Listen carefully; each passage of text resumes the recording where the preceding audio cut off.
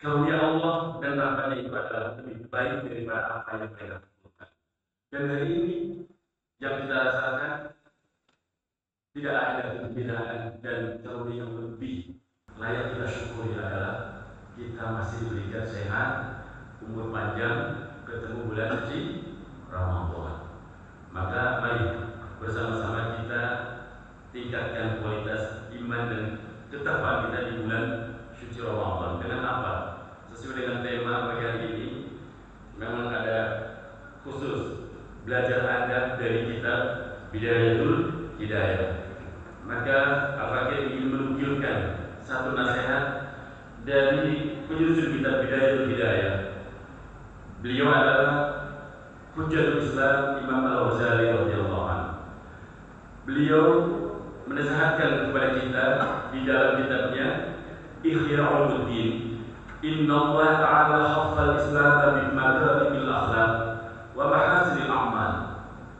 Kata beliau, sesungguhnya Allah Subhanahu wa Ta'ala melingkupi ajaran Islam itu dengan akhlak yang mulia dan amal yang baik. Tanamkan baik-baik di kalimat.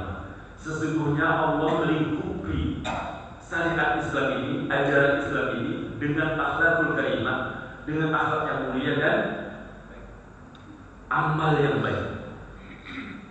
Kita urut satu-satu biar lebih yakin dan lebih paham bahwa fondasi adab ini merupakan kunci. Contoh ibadah sholat. Sholat itu penting. Tidak ada yang lebih penting dari antara ibadah-ibadah yang diwajibkan, difardukan oleh Allah kepada kita semua. Di antaranya adalah yang paling utama sholat. Sholat itu penting, tapi menjunjung tinggi adab di dalam sholat itu lebih penting. Adab di dalam sholat itu apa? Pakaian yang rapi, sopan, tentu wajib suci dan menutup aurat. Kalau dari fikih Pak, menutup auratnya laki-laki itu cukup baina surah baru berubah. Nutup auratnya laki-laki itu antara dengkul dan pusat. Sekiranya kalau misalnya bapak-bapak ini kok sholat cuma pakai sarung dikembelin atau kembelin, yang penting nutup dengkul sama pusat, sat. Kalau dari sisi fikih, pertanyaannya sopan kan? Buang pakaian yang lain banyak, iya kan?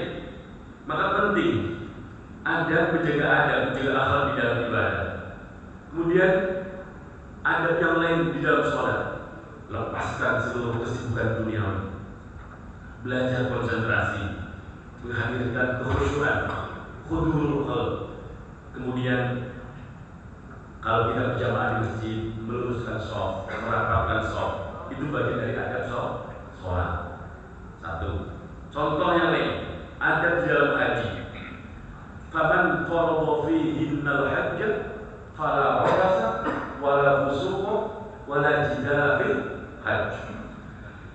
Adabnya orang beribadah haji, fala rafas wala fusuq wala jidal. Fala rafasa, jangan berkata kotor, wala fusuqa, jangan maksiat, wala jidal, jangan beradu mulut atau jidal, berbantah-bantahan di dalam haji. Adab yang lain apa? Ikhlas, memperbanyak istighfar dengan taubat dan nasuha, membawa bekal yang cukup dan nafkah yang halal. Itu adabnya ibadah haji. Begitu juga zakat. Zakat atau sedekah, adabnya apa? Selain ikhlas, sesuai dengan syariat, mengutamakan yang dekat, wa atidal qurba haqqahu wal miskin wa ibn sabil. Yang dekat dulu, yang masih ada ikatan kekerabatan. Itu memang perintahnya. Kita kadang hari ini lebih mengutamakan yang jauh-jauh kok. Itu fakta. Padahal Tuhannya wa atidal qurba haqqahu wal miskin wa ibn sabil. Atidal qurba itu apa? Yang memiliki kedekatan, baik kekerabatan famili maupun kedekatan bertetangga. Nah, ini adabnya. Kemudian jangan sampai menyakiti atau mengungkit-ungkit pemberian yang kita sudah berikan. Wala tubtilu shadaqatikum bil manni wal adha. Enggak boleh, adabnya. Nah, itulah adab membaca Al-Quran. Membaca Al-Quran itu penting. Zikir yang paling dicintai di antara zikir yang panjang dan banyak adalah tilawatul Quran. Tapi adab ketika membaca Al-Quran lebih penting. Adabnya membaca Al-Quran itu apa? Pakaiannya yang rapi, bersih dari hadas besar maupun hadas kecil. Perhatikan bacaan-bacaan di dalam bacaan membaca Al-Quran, tajwidnya, makharijul hurufnya, mad-madnya, dengung-dengungnya, gunna, dengungnya ikhfa, dengungnya iqlal, itu harus diperhatikan. Sebab kalau tidak memperhatikan bacaan-bacaan ini, hukum-hukum ini, adabnya baca Al-Quran, terancam dengan apa? Yang disebutkan oleh Nabi, rubba qari'in wa Qur'anuhu yal'anuhu. Banyak orang baca Al-Quran berharap Quran yang memberikan keberkahan bagi kita, malah kebalikannya. Wa Qur'anuhu yal'anuhu. Qurannya malah melaknati. Itu jelas, Pak. Jangan makanya jangan keliru. Jangan keliru. Rubba qari'in wa Qur'anuhu yal'anuhu. Gara-gara apa? Baca Al-Quran tapi enggak berhadap. Asal baca. Maka penting dan bersyukur untuk jamaah Masjid Al-Ikhlas nyanding seorang ahlul Quran, Syekh Abdullah Syajaro. Terus kalau nggak bisa menggunakan kesempatan kehadiran beliau untuk meningkatkan kualitas bacaan Quran kita, wah rugi Pak. Harus belajar dalam bentuk talaqi, musafahah, ada depan langsung, subhanallah. Penting sekali. Nah, salah satu jeleknya kebanyakan orang, bukan yang di sini banyak. Salah satu kejelekan banyaknya orang itu apa? Kenapa walaupun hafal Quran, tapi ketika imam tidak pede, itu apa tahu sebabnya? Tahu sebabnya? Nggak pernah mentasbih hafalan kita kepada orang yang ahlul Quran. Hafal sih, tapi hafal derek. Jadi panjang pendeknya itu nggak yakin, udah benar atau belum. Wakaf dan tidaknya itu nggak yakin betul. Maka walaupun hafal, suruh buat imam nggak pede. Maka biasanya kita sering lihat kondisi pas sholat jahar maghrib atau isya. Biasanya kalau pas imam intinya nggak ada, itu dorong-dorongan Muhammad. Nah, kamu silakan Pak. Yang bacaannya orang yang belum belajar beneran. Giliran yang baca nggak fasih, ngurutu. Ya kan, salah sendiri. Yang sudah belajar nggak maju. Itu sering kejadian itu kalau biasanya di mal-mal, gitu kan, yang sudah pernah belajar gayanya tawadhu situ nggak tepat. Daripada kita kemudian makmum pada orang yang nggak jelas bacaannya, maju yang sudah belajar. Bukannya ada lebih baik daripada kita kemudian makmum pada orang yang bacaannya nggak jelas. Karena tampilannya nggak tahunya bacaannya, masya Allah. Saya pernah ditegur Pak gara-gara mufaraqah. Kita orang yang sudah belajar bacaannya mampu kepada orang yang bacaannya fasad, yang rusak, itu gak sah Pak. Nah, giliran mufaraqah nggak boleh. Ada yang ketika kita tidak mau bermakmum kepada orang yang bacaannya rusak, ada masjid yang bikin aturan nggak boleh ditegur Pak, harus berjamaah dengan yang di depan itu. Bingung di luar jamaah. Kalau belum tahu sih nggak apa-apa. Di tengah-tengah mufaraqahnya tahunya masih dengan Pak, masih aman. Yang penting jangan keluar dari saf, yang penting mufaraqah saja masih aman. Tapi dari awal sudah tahu, ini yang repot. Mas sudah tahu urusan masih makmum. Nah, ini adabnya, ada baca Al-Quran. Kita lanjutkan. Begitu pula ada ketika kita beribadah puasa. Penting banget untuk kita mengingatkan kembali, khususnya untuk pribadi saya dan jamaah Masjid Al-Ikhlas. Yang banyak oleh Allah Subhanahu wa taala. Adab berpuasa itu merupakan ukuran kualitas atau bagus dan tidaknya puasa seseorang, puasa Ramadan kita. Nah, karena apa? Adab di dalam ibadah Ramadan, puasa Ramadan ini sangat berpengaruh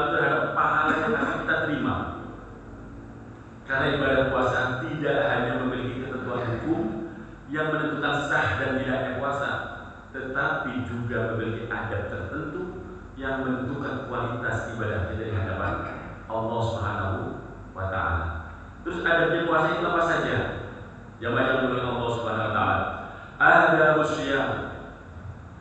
Adabnya ibadah puasa. Yang pertama, catat dalam hati. Yang nggak bawa catatan jadi dicatat dalam hati. Usulkan saya, walaupun nggak bawa catatan, jamaah Islam semangat langsung hafal insyaallah. Amin ya rabbal alamin. Gitu ya. Padahal itu kalau saya catatan ingat terus. Gitu aja ya. Selain mestinya jadi foto ini. Simpel. Orang sekarang itu ustadznya dituntut kreatif, pakai slide. Jadi kita malas catat di foto aja. Iya. Sayangnya yang malas bikin slide, nggak sempat waktunya. Mohon maaf Pak ya. Baik. Ada usia, adabnya orang berpuasa. Yang pertama, thayyibul ghidha. Yang pertama, mengkonsumsi makanan yang baik. Bukan hanya halal, tapi juga baik. Selama berpuasa, khususnya di bulan Ramadan, makanan yang sebaiknya kita konsumsi adalah makanan yang baik dan halal dan thayyiban. Makanan yang baik tidak identik dengan makanan lezat maupun mahal, tetapi adalah makanan yang baik untuk kesehatan dan tentu saja halal secara syar'i. Cara mendapatkannya, banyak orang sekarang makannya enak, memang halal makanannya, cuma cara mendapatkan makanannya itu sumber rezekinya dipertanyakan. Apalagi hati apa makanya hasil dari koplos. Jangan diperjelas Tuhan. Dikiranya itu menyehatkan, penyakit itu yang dimasukkan. Andai mereka tahu yang dimakan itu sesuatu yang akan menjadi bara api di perutnya, yang akan menghadirkan panasnya neraka, kan nggak bakalan berani. Ya repotnya ya kita nggak ada yang pernah lihat neraka gitu. Jadi dianggapnya biasa-biasa saja. Jadi yang pertama adalah thayyibul ghidha, mengkonsumsi makanan yang baik dan halal dan thayyiban. Ini penting sekali. Yang kedua, adab berpuasa adalah tarkul mirah wa tarkul mirah. Orang yang sedang berpuasa dianjurkan untuk menghindari perselisihan. Jadi jangan sampai ngikutin orang yang suka debat kusir nggak jelas, pertengkaran. Karena selain mengurangi pahala, juga bisa merusak nilai pahala kita. Bahkan disebutkan di sini Rasulullah SAW bersabda, wa in rukun qatalahu aw syatamahu falyaqul. Dan jika seseorang mengajak bertengkar atau mencela, maka katakanlah inni shaimun marratain. Kalau ada orang dari puasa mau ngajak debat kusir, ngajak ngomong-ngomong yang kasar gitu loh, pokoknya berantem lewat mulut lah maksudnya, bukan physically ya. Maka kita dianjurkan suruh mengatakan ana shaimun 2 kali. Itu adabnya. Dianjurkan ketika diajak seperti itu bilang ana shaimun, aku lagi puasa. Apa maksudnya? Ungkapan ana shaimun atau inni shaimun, aku sedang berpuasa, itu maksudnya dalam hadis ini adalah bentuk pernyataan bahwa aku tidak sanggup meladeni kamu untuk berselisih, gitu loh. Aku tidak sanggup meladeni kamu untuk bertengkar. Itu ketika kita mengutarakan ana shaimun atau inni shaimun. Itu ungkapan seperti itu. Jadi kalau diajak ngomong-ngomongnya bener lah, kasar, bertengkar, berselisih, bilangnya ana shaimun. Aku nggak sanggup meladeni kamu dengan kata-kata yang tidak baik. Baik secara lisan maupun hari ini secara tulisan. Dan di sini saya ingatkan bahwa al-yadu bimanzilatil lisan. Tangan hari ini itu kedudukan hukumnya sama dengan lisan. Yang ditulis lewat jari kita di mana tulisnya? Di hari kita. Hukumnya sama dengan yang diucapkan oleh lisan. maka hati. Baik. Yang ketiga, adabnya kita berpuasa adalah wa mujanabatul ghibah, menjauhi atau menghindari menggunjing orang lain. Ghibah berpahamlah, menggunjing orang lain di luar Ramadan saja tidak boleh, apalagi di bulan suci Ramadan. Nah, karena apa?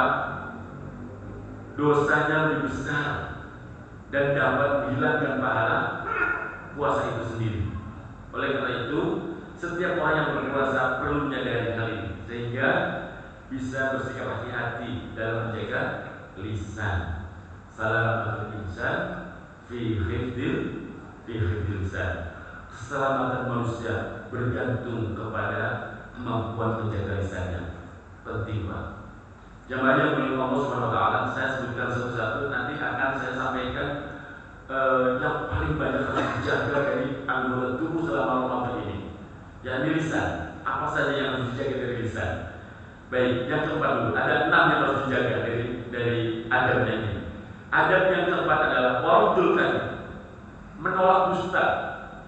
Adabnya orang ibadah puasa adalah jangan biarkan kita berkata dusta, bohong.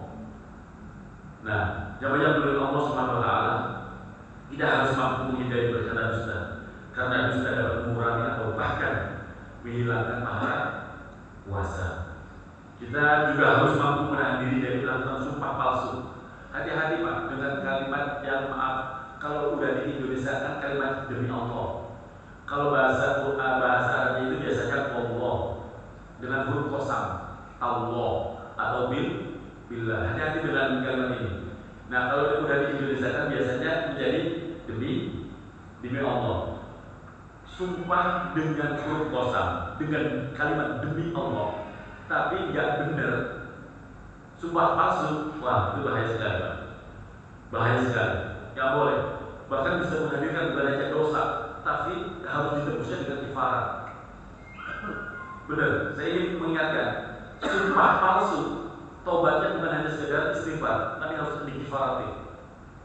Apa itu kifarat? Puasa kifarat. Pernah dengar puasa kifarat? Ada di antara kita yang pernah puasa kifarat, menebus dosa-dosa kita di masa lalu dengan puasa kifarat minimal 3 hari. Pernah ada di sini? Yang belum pernah. Kalau sudah ada, alhamdulillah. Penting, Pak. Kita itu kadang nggak sadar sumpah palsu diucapin dengan ringannya demi Allah, padahal misalnya kalau memang nggak bisa dipinjemin uang karena memang lagi butuh sendiri, jangan pakai demi Allah. Pokoknya demi Allah itu mentok, udah nggak ada alasan yang bisa dijadikan argumen lagi untuk memberikan kepercayaan kepada orang lain, baru demi Allah atau demi kalimat Allah. Tapi kalau nggak, hindari betul. Misalnya saya datang ke salah satu di antara jenengan, misalnya pinjamin duit dong, atau bapak-bapak yang datang ke asis lah, jadi pinjamin duit dong, nggak banyak sih, 10.000. Padahal ada, cukup dijawab sebenarnya ada, tapi aku lagi butuh sendiri, kan aman. Jangan kemudian bohong, demi Allah nggak ada, selesai. Hati-hati itu. Kenapa sih, Pak? Orang hari ini itu murah banget untuk sumpah dengan kata-kata demi Allah, Pak. Hati-hati, saya ingin mengingatkan, nggak boleh. Apalagi bohong di bulan Ramadan. Fattaqu syahr Ramadan, fa innal hasanati yudha'afu fihi wa kadzalika as-sayyi'at. Takutlah kalian terhadap bulan Ramadan, karena bulan Ramadan ini kebaikannya dilipat gandakan sebagaimana dosa juga dilipat gandakan. Kebaikannya dilipat gandakan pahalanya, dosanya hati-hati. Jangan main-main dengan dosa di bulan Ramadan. Baik, yang kelima, wadarkul adab, tidak menyakiti orang lain. Hindari di dalam bulan Ramadan ketika berpuasa menyakiti orang lain. Menyakiti apa? Dengan apa? Menyakiti orang lain itu banyak caranya. Jangankan dengan kalimat, dengan senyuman saja bisa menyakiti orang lain, Pak. Dengan keringat juga bisa bikin orang lain sakit. Benar nggak tuh? Iya. Senyum yang ikhlas dengan senyum sedih kan beda, Pak. Jangankan dilihat aromanya ada beda, ya kan? hindari di bulan suci Ramadan. Dan yang keenam, wasawmul jawarihi 'anil khaba'ith, menjaga anggota badan dari segala macam bentuk perbuatan buruk. Nah, jamaah yang oleh Allah Subhanahu wa taala, di antara anggota tubuh di dalam kitab Bidayah ini yang ditekankan betul untuk dijaga. Ini entah poin ini pernah saya sampaikan di masjid ini atau di masjid yang lainnya. Kalau sudah ya mudah-mudahan jadi tadi mengulang kembali gak apa-apa, demi tambah ingat gitu ya. Ada 7 anggota badan yang sangat harus kita serius menjaganya. Apa saja? Al-ain, wal udhun, wal lisan, wal batnu, wal farj, wal jadu, wal rijl. Ada 7 anggota badan kita yang harus benar-benar dijaga dari perbuatan-perbuatan yang justru mengundang dosa. Kalau dilakukan di bulan Ramadan, mengumpulkan nilai pahala ibadah puasa kita. Yang pertama mata, yang kedua telinga, yang ketiga lisan, yang keempat wal batnu, apa itu batn? Perut, wal farj, kemaluan, wal yadu, tangan, wal rijlu, kaki. Jadi 7 anggota badan ini harus benar-benar dijaga betul. Yang banyak oleh Allah Subhanahu wa taala. Wabil khusus tadi saya sampaikan, jaga betul lisan. Karena lisan ini luar biasa, Pak. Kita harus tahu Allah menganugerahkan kita itu lisan itu untuk apa. Wa amma lisan fa inna ma khuliqa lituksiru bihi dzikrallahi ta'ala wa tilawata kitabi. Lisan ini diciptakan oleh Allah Subhanahu wa taala untuk kita, di mana dengannya engkau bisa memperbanyak zikir kepada Allah dan membaca kitabnya. Wa tursyida bihi khalqallahi ta'ala ila tariqih. Dengan lisan ini kita diberi oleh Allah lisan ini, dengannya kita dapat mengajak orang lain untuk menuju jalannya Allah Subhanahu wa taala, untuk berdakwah. Berdakwah itu bukan tugasnya ustaz apa, bukannya tugasnya para pembalai saja, para kiai, ustaz, bukan. Kita semua punya kewajiban berdakwah, mengajak orang lain kepada hal-hal yang baik, menuju jalan Allah Subhanahu wa taala. Kan kita semuanya sudah tahu, dan ini sering disampaikan, man da'a ila khairin falahu ajrun kafa'il. Siapa yang mengajak orang lain berbuat kebaikan, maka dia memperoleh kebaikan yang sama dari yang dikerjakan oleh orang yang diajaknya. Subhanallah, luar biasa. Wa tudhiru bihi ma fi dhamirika min hajati dinika wa dunyaka. Dan dengan lisan ini dianjurkan oleh Allah, kita gunakan untuk apa? Mengungkapkan apa yang ada di dalam hati, hal-hal yang terkait dengan kebutuhan agama maupun dunia. Jadi lewat lisan ini kita bisa ungkapkan apa yang ada di dalam hati untuk hajat-hajat dunia maupun hajat akhirat. Nah, jamaah yang oleh Allah Subhanahu wa taala, dan kita diingatkan ketika kita dianugerahkan lisan tapi digunakan untuk hal-hal yang selain itu tadi, tidak digunakan untuk zikir kepada Allah, tidak digunakan untuk memperbanyak baca Al-Quran, tidak untuk memperbanyak baca sholawat, kemudian tidak untuk mengajak orang lain di jalan Allah dan lain sebagainya. Tapi sebaliknya, fa idza sta'maltahu fi ghairi ma khuliqa lahu faqad kafarta nikmatallahi ta'ala fihi. Apabila engkau mempergunakannya selain tujuan penciptaannya, maka berarti engkau telah mengkufuri nikmat Allah yang ada padanya. Lisan adalah anggota tubuhmu yang paling berbahaya untuk Allah. Catat baik-baiklah. Lisan adalah anggota tubuhmu yang paling berbahaya. Wa huwa aghlabu a'dha'ika 'alaika wa 'ala sa'iril khalqi. Wa la yakubbu an-nasa fin nari 'ala manakhirihim illa hasyaitu al-sinatihim. Dan tidaklah membuat manusia terjungkal pada lubang hidung mereka kecuali akibat lisan mereka. Itu, Pak. Jadi apa saja yang harus dijaga dari lisan kita. Nah, ini poin-poin yang ingin saya sampaikan dengan singkat saja, Pak. Al-awwal al-hidbu. Yang pertama yang dihindarkan dari lisan kita adalah jaga lisan ini dari ucapan-ucapan yang mengandung kebohongan, al-ghibbu. Jagalah lisanmu dari baik kebohongan, baik saat serius maupun saat bercanda. Fahfad min lisanaka fil jiddi wal hazar. Nah, apalagi hal-hal yang sifatnya berumah tangga. Saya sering mengingatkan pada ketika sering diminta memberikan nasihat pernikahan. Ada perkara yang jidduhunna jiddun wa hazluhunna jiddun. Seriusnya ya jatuh serius, bercandanya juga jadi serius. Apa itu? Apalah, nggak boleh sembarangan, nggak boleh main-main. Misalnya ada orang suami istri bercanda, tapi bercandanya kok buat cerai lu, wah hati-hati.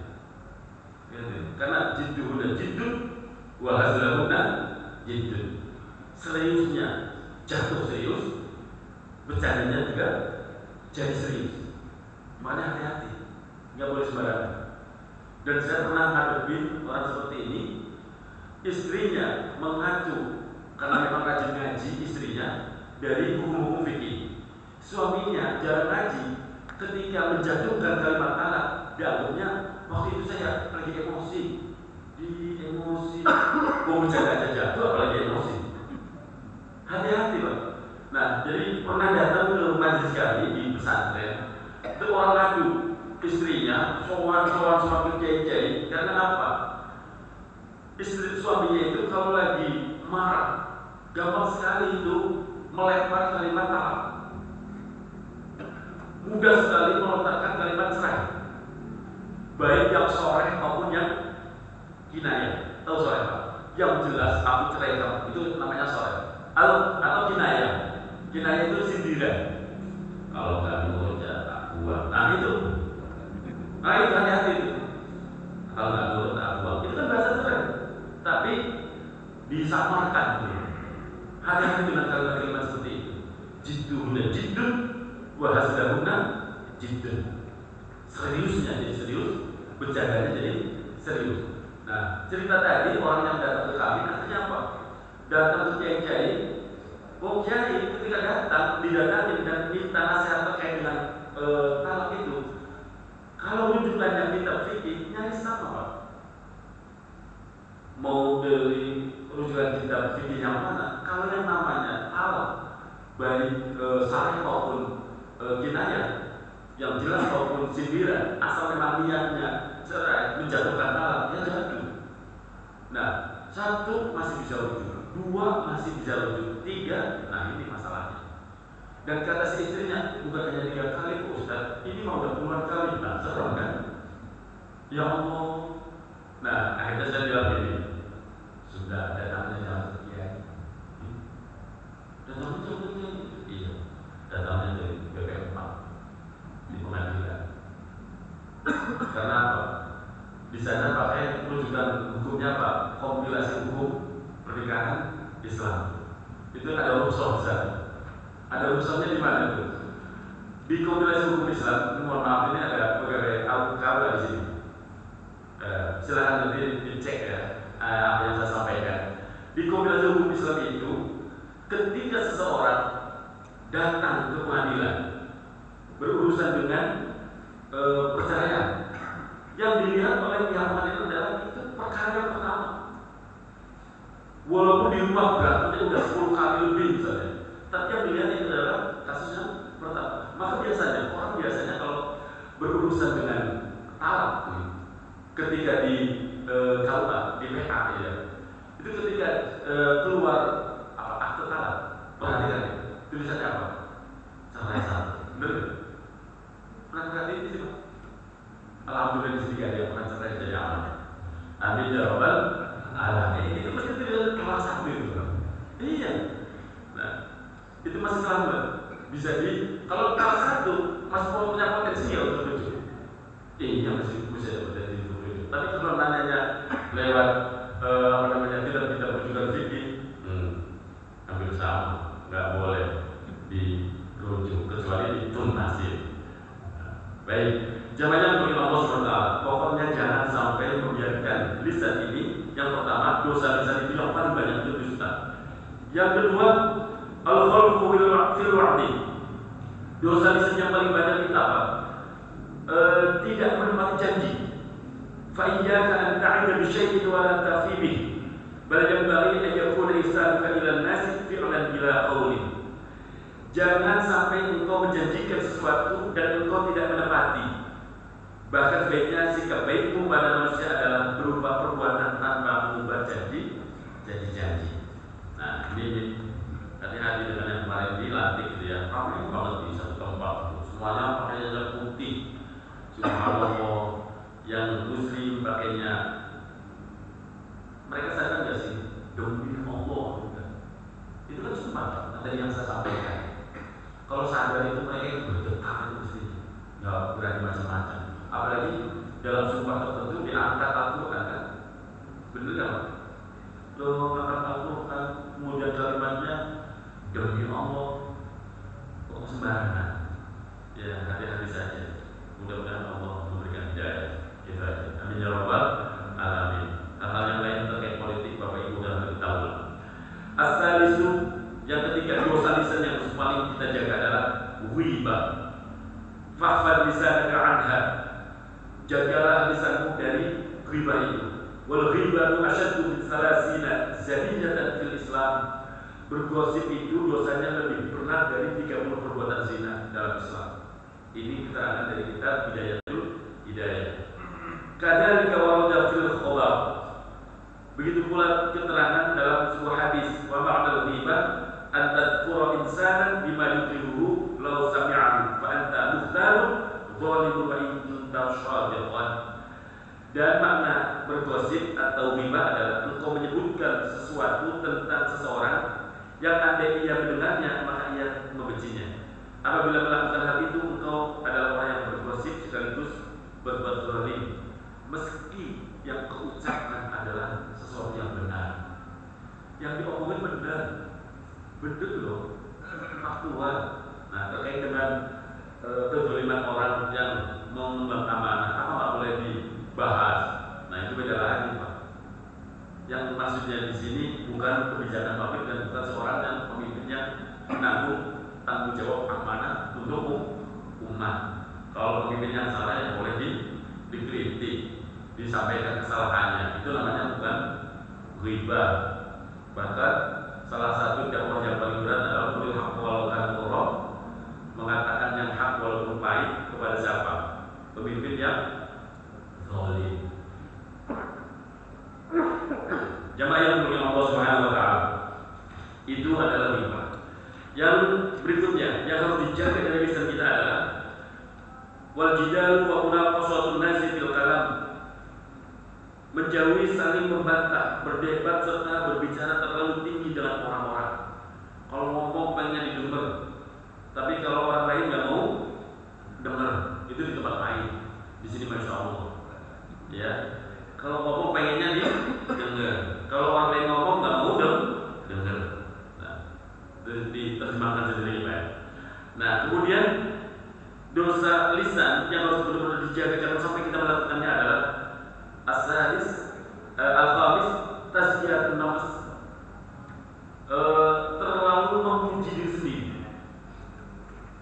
Fala tusakku anfusakum huwa a'lamu biman ittaqa.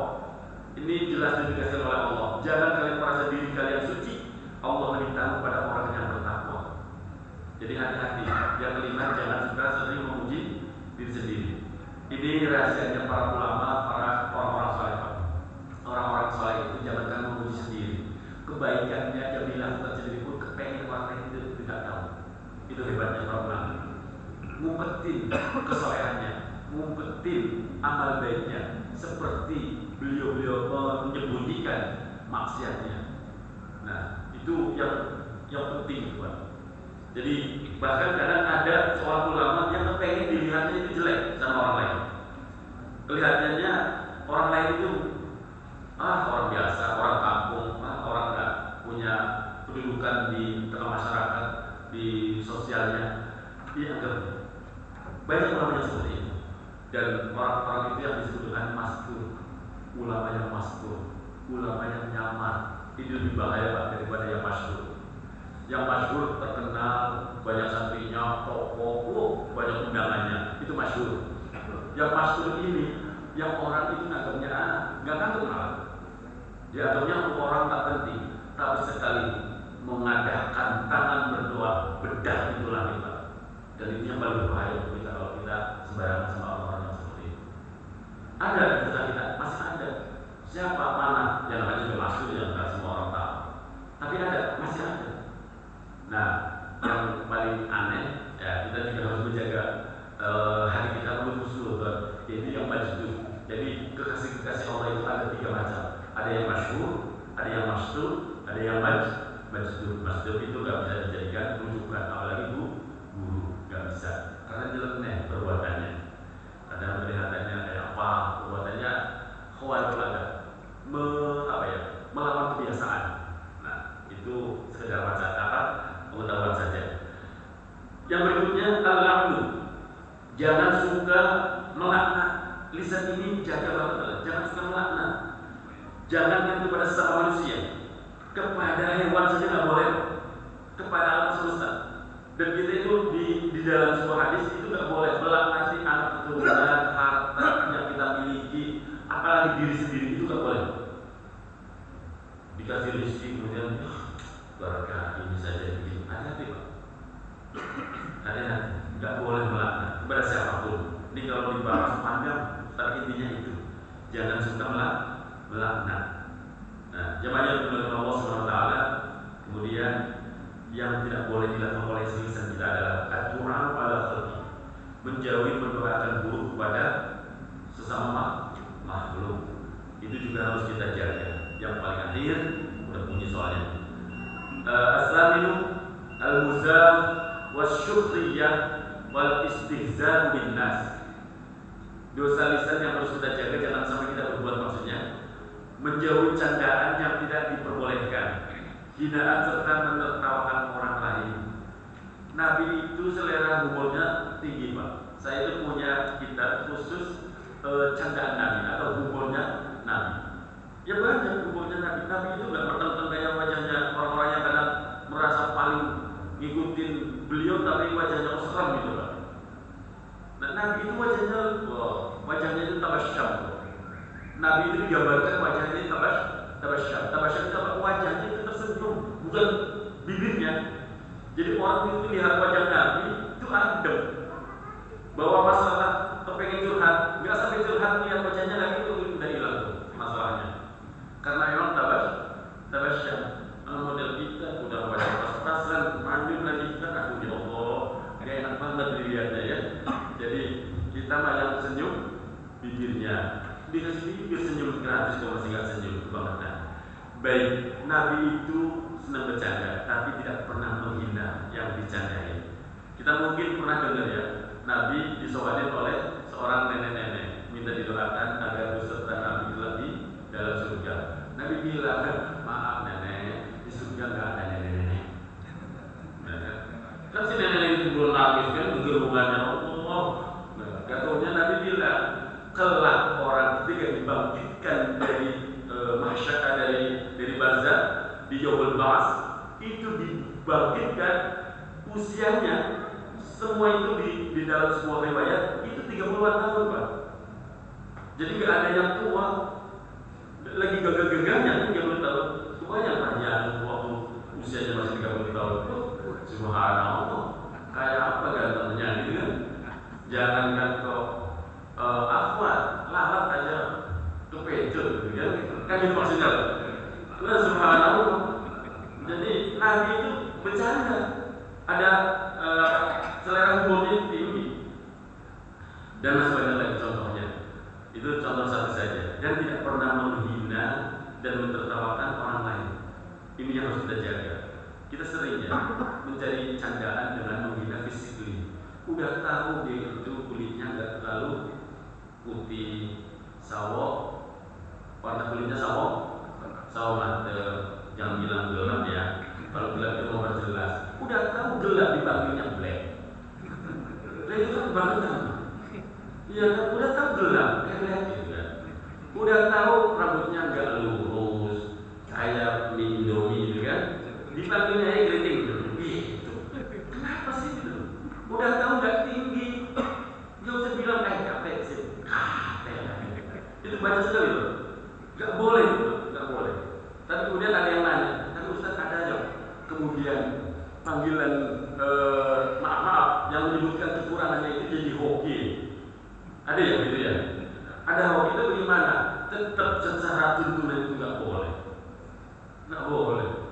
Nah walaupun mungkin ada yang tersebab fisiklinya dipanggil itu kemudian jadi hokinya, jadi jalannya rezeki. Tapi secara adab, secara akhlak tetap tidak boleh. Jawabannya oleh Allah Subhanahu Wa Taala dan ibadah-ibadah yang lain harus kita niatkan begini Pak. Ini kesimpulan di kajian pagi hari ini. Ayo belajarlah kita berniat, berazam, berencana untuk berbuat kebaikan sebanyak-banyaknya di bulan suci Ramadan ini. Karena apa? Ada sebuah nasihat sangat indah, faman hamma bil hasanatin falam ya'malha. Siapa yang berencana, bercita-cita, punya himmah, keinginan berbuat baik, falam ya'malha, akan tetapi belum sempat mengerjakan, belum sempat mengerjakan niatnya rencana itu, kata Allah indahu hasanatun kamilah, maka Allah akan mencatat dia kebaikan, satu kebaikan yang sempurna. Belum mengerjakan lagi, baru berencana. Dan tetap dengan adab, karena al-adabu fil amal alamatul qubulul amal. Berakhlak dalam beramal itu tanda diterimanya amal. Maka tidak usah nanya ke orang lain, tanyakan dari diri kita sendiri. Kalau kita beramal berpondasikan dengan adab, itu tandanya amal kita diterima oleh Allah Subhanahu wa Ta'ala. Amin ya rabbal alamin. Ini yang harus saya sampaikan. Ada jawab? Oh, silakan. Alhamdulillah, pemaparan menjadi kita sudah ikuti bersama. Sekarang masuk ke sesi kedua yaitu tanya jawab. Silakan Pak. Allahumma. Bismillahirrahmanirrahim. Assalamualaikum warahmatullahi wabarakatuh. Waalaikumsalam warahmatullahi wabarakatuh. Pak Ustaz izin bertanya. Kalau kita bicara masalah alat, kayaknya zaman kita ini seperti saya masyarakat itu gagal. Karena barusan kita jalan dari musola muajim sampai ke sini ketemu sesama jamaah itu tidak mau mengucapkan salam Pak. Apa susahnya sih? Assalamualaikum warahmatullahi wabarakatuh. Gimana Pak? Jadi makanya saya bilang gagal. Jadi Islam ini memang tantangannya luar biasa. Pertanyaan saya kayak saya pertanyakan ini kejadian tahun 28. Saya pernah sholat Jumat di keluarga kami. Itu Jumat Pak. Gara-gara pemimpin yang membaca menyampaikan sahabat itu gatal di mata Pak. Apakah secara adat ini diperbolehkan Pak? Hanya itu aja Pak Ustaz. Assalamualaikum warahmatullahi wabarakatuh. Saya pernah mendengar ada waktu kejadian di itu tadi keluar Batam ada khotib menyampaikan. Diulang Pak. Saya takut salah jawab. Ini di luar Batam sana Pak. Saya pernah sholat Jumat di sana. Ya. Terus ini hari Jumat. Khotib setelah dia memberikan khotibnya selesai Assalamualaikum warahmatullahi wabarakatuh selesai. Itu diulang Pak. Sholat Jumatnya karena alasannya pada waktu dia membawakan khutbah itu tidak ada sahabat di sana. Oh ya. Sahabat Pak sahabat. Ya. Hanya itu Pak. Assalamualaikum warahmatullahi wabarakatuh. Waalaikumsalam warahmatullahi wabarakatuh. Baik. Langsung saya jawab Pak ya. Satu saja lah pertanyaannya karena jawabannya juga bisa singkat walaupun satu pertanyaan. Jawabannya oleh Allah Subhanahu wa Ta'ala. Betapapun kata beliau tadi, akhlak hari ini itu sudah termasuk menjadi barang langka atau barang mahal. Kita harus paham dulu akhlak itu apa sih Pak? Akhlak menurut Ibnu Masykawi halun nafsi da'iyatun laha ila af'aliha min ghairi fi'lin wala riwayatin. Akhlak itu suatu kondisi jiwa yang mendorong seseorang untuk bertindak tanpa pemikiran dan perhitungan, spontanitas, secara konsisten. Jadi orang yang akhlaknya baik, karakternya baik, itu nggak ada rekayasa, nggak ada pura-puraan. Ya baik-baik. Untuk senyum, nggak pura-pura senyum. Emang judulnya suka senyum gitu. Dan senyum itu ibadah yang paling gratis, Pak, paling mudah. Tapi orang hari ini kan nggak senyum mahal ya, Pak. Ya itu. Makanya harus dipahamkan betapa pentingnya akhlak. Disebutkan di sini wal adab istiqlal ma yuhmadu qawlan wa fi'lan. Adab juga bisa diartikan adalah mengerjakan sesuatu yang baik, yang mulia, baik berupa ucapan maupun perbuatan. Lebih penting lagi adalah akmalul mu'minin iman ahsanul khuluq. Ini hadis. Kalau ini hadis, kesempurnaan iman seseorang adalah bagaimana baik akhlaknya. Nah, akhlak itu betapapun hari ini dianggap suatu barang langka atau istimewa, mau gak mau kita harus tetap berjuang menanamkan akhlak. Karena apa? Fondasi pertama yang harus kita bangun itu pertama apa? Urutan itu iman. Iman itu number one. Jadi iman dulu, baru adab. Adab itu akhlak. Jadi walaupun beriman gak ada, jadi tadi apa susahnya senyum? Apa susahnya assalamualaikum itu banyak tadi kan? Apalagi salaman. Padahal orang yang nanti salam dan nanti salaman itu sendiri, ya katanya ngerti hadis gitu loh. Bahkan paling ngerti sunnah. Nah, apa susahnya itu? Nah, kayaknya harus diajarkan adab lagi. Nah, jadi iman dulu, baru adab. Setelah adab baru ilmu. Itu urutannya itu. Setelah ilmu, iman, adab, ilmu, baru amal. Jadi amal yang baik adalah hasil dari iman, adab, ilmu, baru jadi amal yang luar biasa. Tapi tanpa ini, walaupun amal wajib sholatnya, wajib ibadahnya, tanpa ilmu, tanpa adab, apalagi tanpa iman, selesai. Jadi empat ini gak boleh dipisahkan. Saya ulang lagi. Iman dulu, baru adab. Setelah adab, kemudian ilmu. Setelah ilmu, baru amal. Itu urutannya, dan tempat ini tidak boleh dipisahkan.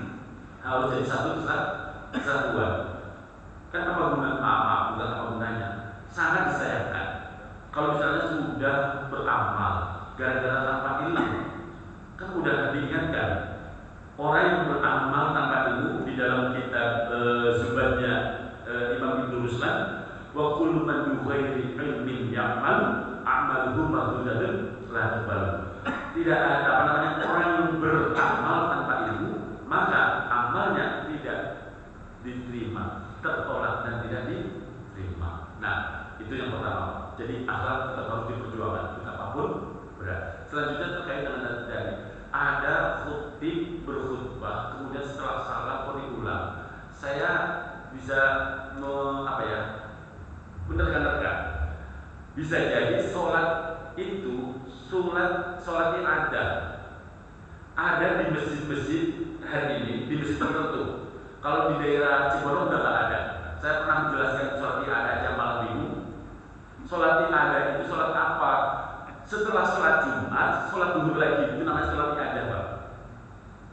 Di masjid-masjid untuk daerah Cisau ke sana, Pak, arah Rubin, itu masih banyak masjid yang ada sholat ada.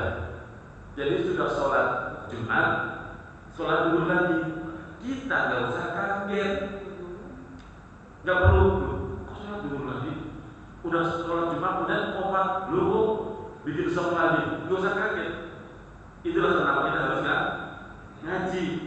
Biasanya sholat ada itu dilakukan oleh jamaah atau satu masjid yang sangat menjaga ikhtiar. Apa itu ikhtiar? Kehati-hatian.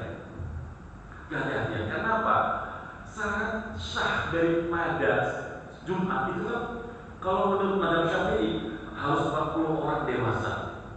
Maaf, kalau saya mau jujur, Taman Permati itu ada masjid namanya Nurul Falah yang beribadah Jumat, sebut saja 100 orang. Ada dari 100 orang itu 40 orang yang dewasa. Dari 40 orang itu benar dan bacaannya. Dari 40 orang itu mungkin semua. Kalau enggak, mestinya Anda itu Pak. Sholat apa Masjidil Haram. Makanya saya termasuk orang yang nggak setuju kalau Masjidil Haram pada hari Jumatan. Loh di sini udah ada kok. Bait Rahman udah ada. Lalu haji udah ada. Di tengah-tengah terjepit. Itu fakta itu. Tapi diajari ada mudeng. Itu satu. Kalau kemudian kok ada khotib kurang sempurna rukunnya di dalam khutbah, nggak bisa khutbahnya diulang bisa, tapi kalau sholatnya yang diulang nggak mungkin sholat Jumat lagi, itu sholat duhur ulangnya Pak, nggak ada sholat Jumat 2 kali satu, ya kan? Paham Pak ya di sini? Jangan sampai nggak paham. Pokoknya kalau ada khotib kok kurang sempurna khutbahnya, biasanya memang ada ulama yang tegas. Misalnya sholawatnya nggak pakai nyebut nama Muhammad. Ini hari-hari Pak, banyak khotib yang nggak tahu syarat sahnya sholawat yang dibaca di dalam khutbah adalah menyebut nama ismu Muhammad. Allahumma sholli wa sallim wa barik ala sayyidina wa maulana Muhammad. Itu wajib, itu rukun. Nah, kok ada misalnya khotib Allahumma sholli wa sallim wa barik ala ali. Nggak nyebut Muhammad, itu nggak sah. Tapi mana orang ini biasanya hari ini? Kalau bukan kiai yang benar-benar kiai. Nah, kalau orang ada kiai yang benar, ketika diingetin, galakan dia yang salah. Oh, saya pernah dimaki-maki, Pak. Gara-gara mengingatkan khotib yang salah. Dia kamu siapa? Anak mana? Tinggal di mana? Mondoknya di mana? Oh, di Bro pas saya. Gara-gara ngingetin, ada khotib salah.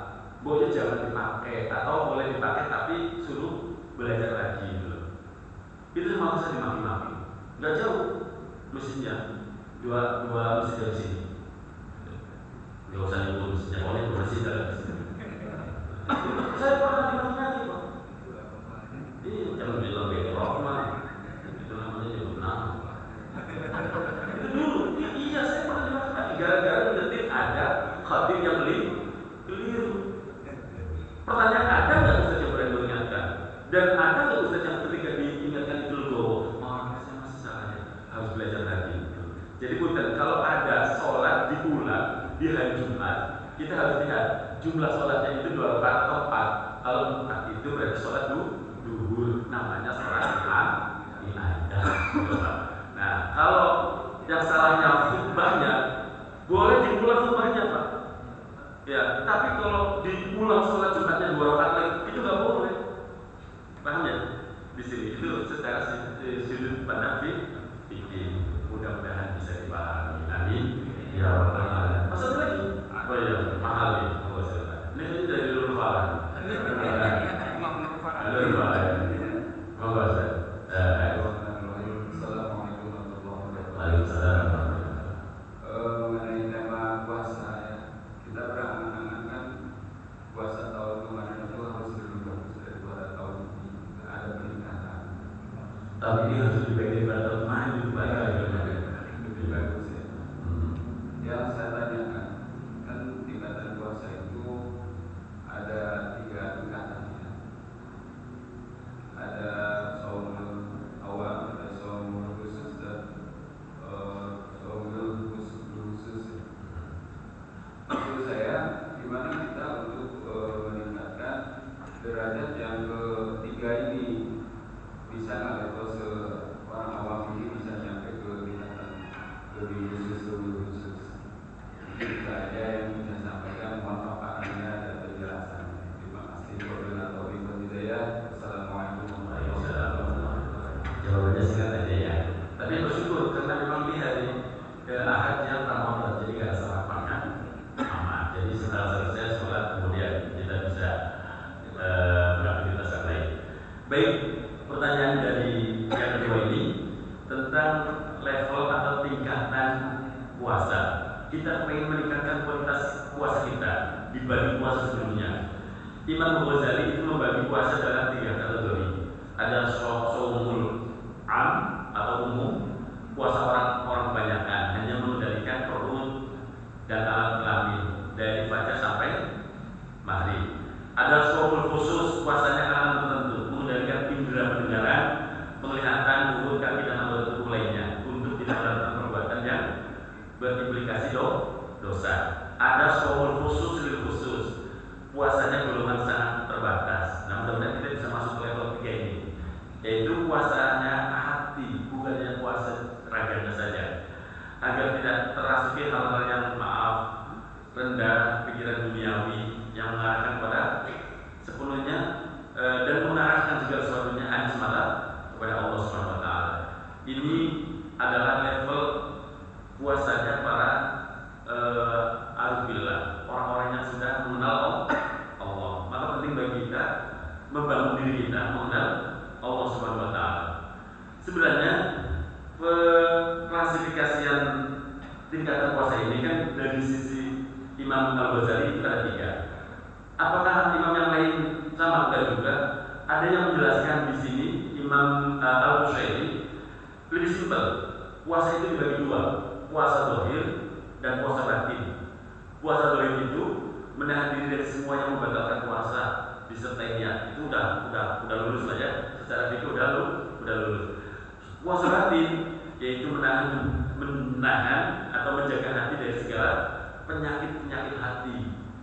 Nah, menjaga ruh dari semua yang dapat memadamkan spirit menuju Allah Subhanahu wa taala, serta menjaga rahasia pengalaman spiritual agar tidak jatuh pada orang yang bukan ahlinya. Sebenarnya Pak, kalau kita mau jujur, puasa kita yang benar-benar melatih batin kita akan pasti, walaupun mungkin pengalamannya beda-beda, pengalaman spiritual atau pengalaman rohaninya. Nah, kalau kita sampai kepada pengalaman rohani ini, jangan suka diceritakan kepada siapapun. Jangan suka diceritakan kepada siapapun, kecuali kepada mursyid, seorang guru yang benar-benar membimbing kita. Sebab kalau kita ceritakan ke sembarang orang, khawatirnya jadi sumah, bahkan jadi luntur nilai spiritualismenya itu. Nah, jangan yang diberi Allah Subhanahu wa taala. Ini dibukanya terlalu lama, jadi terlalu panjang. Intinya itu saja, menjaga hati, puasa batin adalah dari segala penyakit hati, menjaga ruh dari semua yang dapat memadamkan spiritual kita menuju Allah Subhanahu wa taala.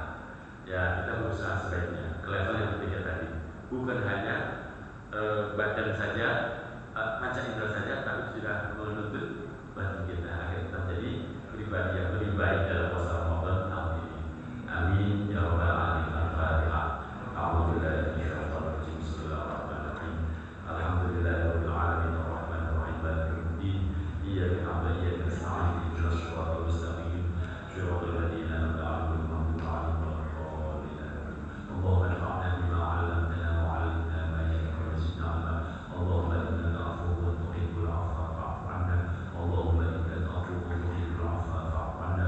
Allahumma innaka 'afuwwun karim tuhibbul 'afwa fa'fu 'anna. Ya karim, wa sallallahu 'ala sayyidina Muhammad wa 'ala alihi wa sahbihi wasallam. Walhamdulillahi rabbil alamin. Subhanallah wa bihamdihi, asyhadu an la ilaha illa anta, astaghfiruka wa atubu ilaik. Mohon maaf atas segala kekurangan. Assalamualaikum warahmatullahi wabarakatuh. Alhamdulillah, kajian Ahad subuh hari ini telah kita bersama. Syukuran katsir jazakallahu khair kepada Ustaz yang telah mengingatkan ini kepada kita semuanya. Semoga kita selalu terjaga dari perbuatan pahala yang baik dan mendapat keridhaan Allah Subhanahu wa taala semata. Amin amin ya rabbal alamin. Demikian, wassalamualaikum warahmatullahi wabarakatuh.